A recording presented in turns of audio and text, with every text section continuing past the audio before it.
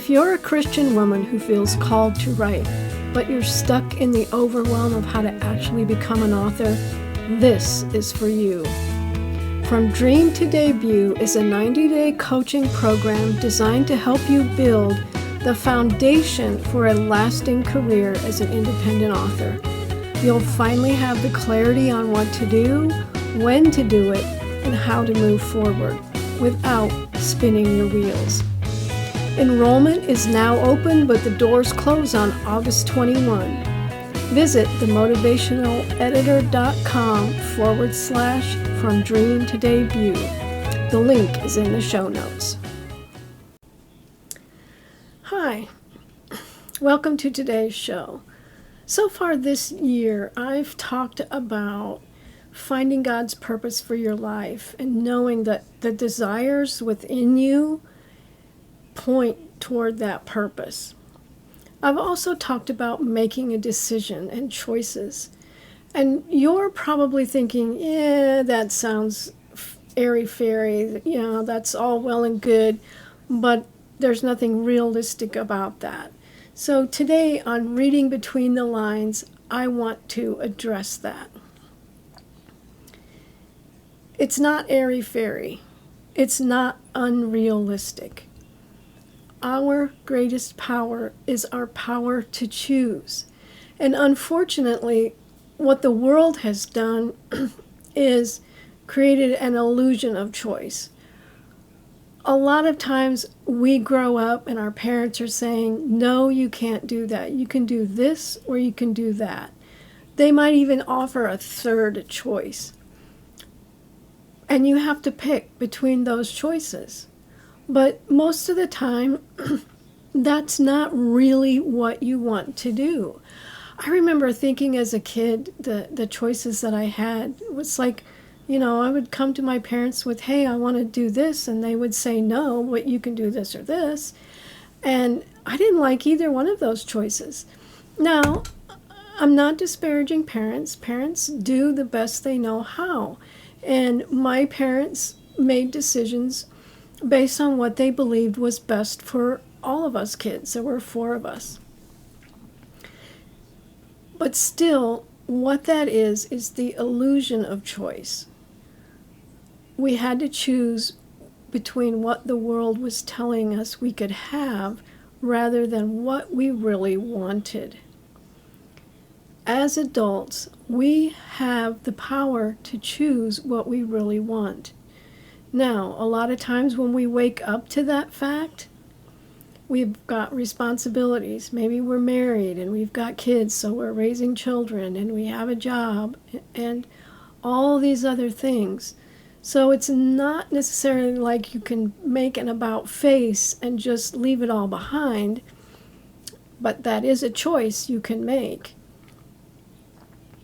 It's not the most responsible choice, let me put it that way. But it is a choice that you can make. You can still make a choice to go after your dreams. You just go after them in a little bit different manner because you have these other responsibilities. Maybe you have a job you really don't like. So choose to go after your dream. And once you make the decision, you have to make that decision and be all in on that decision to go after that dream. Because if you're not all in, then God is not going to bring the how. And He brings the how through opportunities and ideas. But if you're not all in, if you're not committed, you're not going to see those opportunities and ideas. I want to give you an example from my own life. Back in 1998, I had to kind of think about what year it was. Too long ago, right? Back in 1998, I was a single parent. My 2 oldest were out of the house, and I had how old was he at the time? 4 or 5? Ready to go into kindergarten. My youngest was ready to go into kindergarten. And I was working a temporary job I'd been out of the workforce for a good 10 years, so when I became single again, I decided, let me take temp jobs just to get back into the flow again. So I was working a temp job, and a position came open for a job at Focus on the Family. I was living in Colorado Springs at the time, and I thought, wow, this would be awesome. I had to make a choice, because when I let the people know who I was working for, the temp job, that I was thinking about taking another job, they decided to offer me the job I had been doing temporarily as a full-time permanent position. So now I had two job options here. I had to sit down and think about the pros and cons of each, and that's what I did. I interviewed for the job at Focus on the Family. I didn't get it, but the HR guy said, well, you could become a part of our temp pool and get in that way. So here I am thinking, all right, I could take a temp job, a new temp job, which might only last a couple of months, or I could take a permanent job, one that I think it paid a little bit more than what I was going to be making at Focus on the Family.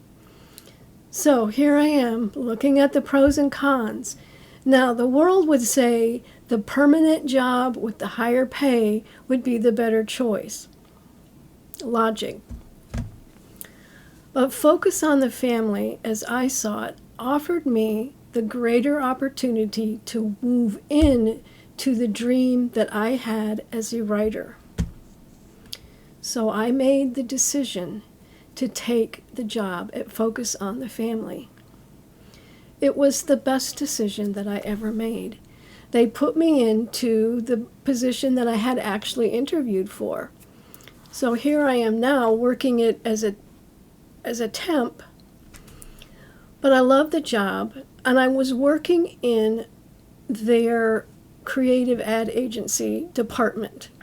So I was working with writers, I was working with artists, and I was working with the project management team. I loved the job.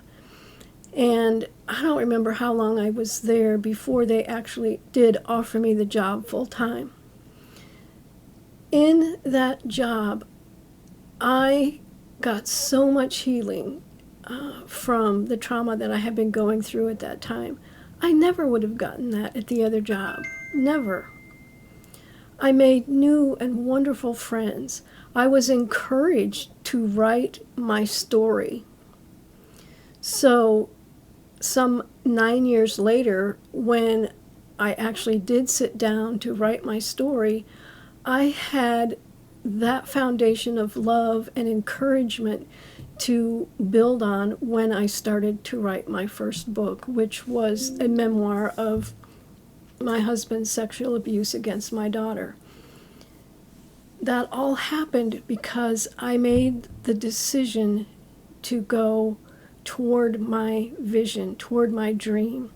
None of that. I know, I can't say 100%, but I'm pretty sure that if I had taken that other job, I would not at all have 11 published books under my belt. I probably wouldn't even have one. I probably would have never written that first book. And it all started with a decision to go for my dream. And it's been one decision after another. God has led me the whole way. Some of my steps I've been pretty ignorant in taking, but God's been right there and has helped me to recover from those bad decisions. And He's with me right now. I know that that will be the same for you. When you make that decision that this is the life I want, you can start making choices that you want, not the illusion of choice that the world gives you, but the choices that you really want. And you do them just day by day. Don't let fear get in there and stop you. Acknowledge it. Say, I hear what you're saying, fear, but I am going to ignore it. And then just turn the other way and put your attention and your focus on your dream, so that that vision will guide the decisions that you make each day. Be encouraged. You can have the life you want. It might not happen overnight, but it will happen if you make the decision and you are committed to the decision. Realize that your subconscious is going to be very uncomfortable with this, because you're going to be stepping outside of your comfort zone. You're going to be headed in a direction that you have no idea what might happen. And your subconscious is designed to keep you safe. It wants to keep you in that comfort zone of what it knows. So you are going to be dealing with a backlash from your subconscious. You need to just tell your subconscious to shut up.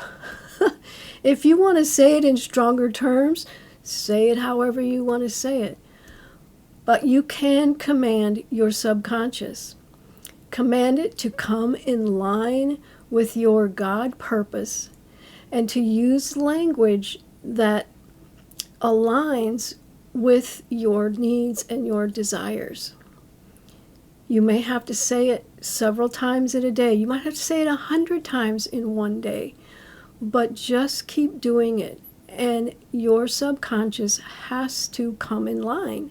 Your subconscious must respond to what you're telling it to do. That's its job. So definitely, if you have questions, put them in the comments below.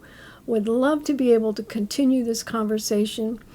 Visit my blog at deboralbutterfield.com for blog posts that talk about this very topic. And know that it's not too late. I don't care how old you are. If you're 60 or 70 or 80, it's not too old you're not too old to step out toward a dream that you've had all your life.